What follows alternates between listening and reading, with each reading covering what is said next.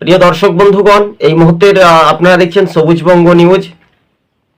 রাজ্য রাজনীতিতেই অর্থাৎ তৃণমূল ছেড়ে বিজেপিতে, আমরা এর আগেই বলেছিলাম তৃণমূল দলটা পুরোপুরি বিজেপিতেই যদি চলে আসে, অর্থাৎ ভোটারদের কথা আমরা উল্লেখ যোগ্যভাবে তাৎপর্যপূর্ণভাবে তুলে ধরছি। অর্থাৎ জলপাইগুড়ি উত্তরবঙ্গে প্রায় 150টি পরিবারের 500 জন ভোটারেরও বেশি তৃণমূল ছেড়ে বিজেপিতে কেন এলেন, কি কারণে? একদিকে সংখ্যালঘু ভোট, তৃণমূলের মিছিলে মিটিংয়ে জনসভায় লোক হচ্ছে না। একদিকে হুমায়ুন কবির রাতের ঘুম একেবারে হারাম করে দিয়েছেন শাসক দল তৃণমূলের। এবার বুঝতে হবে খেলা কতটা জমে আর দম কতটা থাকে শাসকের। কিন্তু রাজনৈতিক মহলে একটা প্রত্যাবর্তন হবে না পরিবর্তন। তাই সবুজবঙ্গ নিউজ আপনাদের সঙ্গে যখন আমরা প্রতিবেদনগুলি তুলে ধরছি, তখন তৃণমূলের পায়ে কিন্তু একটা ব্রেক।